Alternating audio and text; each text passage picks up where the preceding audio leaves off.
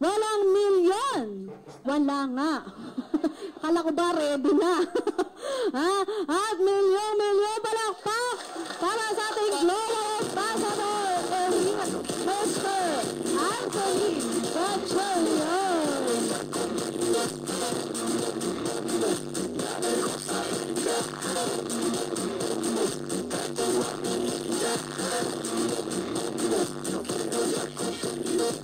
Thank you, Lani.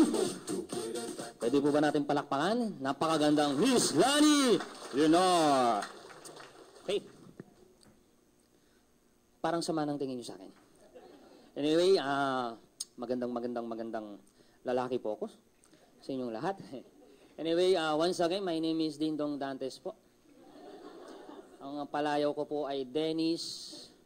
Parang ayaw yata ninyo. Trillo. Yan. Anyway, once again, my name is Anthony Gatchalian. Alam ko medyo pagod na yung iba dito kasi galing pa siguro ng trabaho. Pero naniniwala po ako, no? Ano man po yung sitwasyon kung paano man ho tayo na-invite. Kasi meron ho tayong kanya-kanyang situation, okay? Kung sino man yung mga first-timer dito. Sino po ba yung mga first-timer? Pwede ko po ba makita? Okay, pwede po ba natin welcome yung mga first-timer? Mga bago lang, yan. Alam niyo, kaya ho namin kayo wine-welcome, okay? Kasi naniniwala ho kami, kayo na po ang next millionaire ng AIM Global. Yan. Kasi nung time na nag-i-start ho kami, nakaupo lang din ho kami. Winelcome din ho kaya wine-welcome ho namin kayo. Siyempre, higit sa lahat, maraming salamat dahil pinaunlakan niyo po yung mga taong nagtyaga na inimbitahan ho kayo. Okay? Although meron ho kanya-kanyang situation kung paano tayo na-invite dito, maaari siguro dito yung iba na-invite dahil sa product. Okay? Anyway, napag-usapan naman kanina. Maganda po ba yung product natin? Yes. Maganda o napakaganda? Parang hindi ka makasagot. Okay? Magaling ba si Lani? Yes. Sobrang galing, sobrang ganda pa. Sobrang sexy. Yan, no? So, fresh na fresh. Galing pa ng US yung speaker ho sa inyo. Okay? Yung iba siguro na imbitahan dahil sa business. Trabaho ko po yun. Yung po, papakita ko sa inyo kung gaano ka-potential yung business ho natin. Okay po ba yun? Kung paano naman ho tayo kikita o kung paano nyo po pakikinabangan yung negosyong, yung ganitong negosyo. Okay? Yung iba siguro, maaring inimbitahan dito, hindi niya alam. Baka meron dito. Sabi daw, sandali lang, pero ilang oras ka na nakaupo dyan. Ha? Baka meron ho kayong mga ganyang sponsor. Na sabi daw, sandali lang to, pero ilang oras ka na. Inupo ka pa sa harapan para hindi ka makaalis. Okay? O yung iba naman siguro, may pagkain. Niyaya kang kumain. Tapala, wala namang pagkain. Okay? Baka meron ho dito. Although pagkain na pag-usapan, although hindi po ako pagkain, although masarap po akong tingnan, pero hindi po ako pagkain. Ha? Umukha lang po akong delicious. Okay? So, ano man pong situation kung paano tayo na-invite, I believe hindi po yan aksidente. Naniniwala ho kami, yan po ay blessing. Agree? Blessing po yan. So, ngayon pa lang, palakpakan niyo po sarili ninyo. Okay? So, gito po. Since napag-usapan kanina yung product, maganda po ba ang product? Okay, ang trabaho ko naman po, ipakita ho sa inyo kung gaano naman ka-potential yung business. Siyempre, konting idea. So, gusto ko, meron ho kayong paghugutan ng motivation. Merap naman kasi, kasi ng iba nahihirapang magdesisyon pumasok sa ganitong business kasi hindi niya alam kung kailan pa siya papasok, medyo hindi pa malinaw sa kanya bakit siya magbi-business. So, kasi ang reality po, ang tao naman po hindi naman kasi business-oriented. Agree? Ang tao po ay career-oriented. Kaya pag inaalok mo ng business, teka lang, ang dami niyang pwedeng sabihin. Okay, may mga perspective. Anyway, naiintindihan ko po yon. Pero wag ko kayong mag-alala. Bibigyan ko kayo ng idea para maski pa paano makatulong yung idea na ito para makapag-desisyon ka ng mas maayos, para magkaroon ka ng tamang desisyon. Okay? Tutulungan ko po kayo makapag-desisyon. Siyempre, ang trabaho ko po, pakita naman ho sa inyong business, pero bago natin pakita ang business, pinakita ho na muna ni Miss Lani kung gaano ka-potential yung product ho natin. Okay? Siyempre, naniniwala po ako, magiging maganda po ang business pag maganda ang product. Marami pong kumita ho dito, marami pong umasenso po sa gatong business na hindi naman po magagaling. Kaya lagi ko po din sinasabi, di bali nang hindi po kami magaling, basta ang product magaling, at least yung product na ang magsasalita para sa'yo. Okay? Kaya marami ho dito, hindi magagaling eh. Pero kumikita because dahil din sa product. Okay? Yan. So, since maganda ang product, okay, gusto ko pakita ho sa inyo, para mayroon na kayo paghugutan ng motivation. Kaya ho kami, gigil na gigil, baliw na baliw, buwang na buwang sa gaytong business. Kasi nakita namin, gaano ka-potential yung business. So gusto ko pakita sa inyo kung gaano ka-potential ng business. Okay, sige. Diretsahin na natin. Madali lang naman po ako magpaliwanag. At least magkaroon mo na ho kayo ng idea. Since product na pag-usapan, ang maganda ho dito, ang involved dito, health. Agree?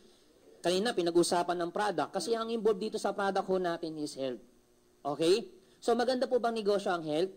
Kung yan bang ininegosyo natin? Sige, tingnan ho natin kung gaano kagandang inegosyo ang health. Okay. Product, pinag-usapan, ang involved health. Since health ang involved dito, ang maganda naman dito sa health, ang involved ulit dito, ano? Tao. Agree? So yan ang pinag-uusapan kanina. Tao ang pinag-uusapan. Health, tao ang involved. Totoo? Oh, tingnan niyo po to. Kung tatanungin ko po kayo, importante po ba sa tao ang health? O sobrang importante? Alam niyo kung bakit ko po sinabing sobrang importante? Simple, tanggalin mo kaya ang tao, mayroong health. O tanggalin mo health, may tao. So hindi pwede. So tanong, importante o sobrang importante? Sobrang importante sa tao po ang health. Okay. Since sobrang importante sa tao, ang maganda ho dito, ang involved naman po dito, naniniwala po ba kayo, ang tao may katawan? Tanong, importante po ba sa tao ang katawan? O sobrang importante ulit? Alam niyo kung bakit sobrang importante? Simple, ulitin ko. Tanggalin natin ng katawan, meron po bang tao? O tanggalin ho natin tao, may katawan? Hindi pwede. Saan ka naman nakikita? Tao. Nasaan ang katawan? Hindi pwede ho yun. Okay? Sobrang importante sa tao po ang katawan. Okay, since importante po sa tao ang katawan, ito question. What if ang katawan napabayaan ng tao? Ano po ang nangyayari? So, ibig sabihin, ang nangyayari po ngayon sa katawan, nagkakasakit. Okay? Pag nagkakasakit po ang tao, ano po ang ginagawa? Papatay? Ano? Mamamatay?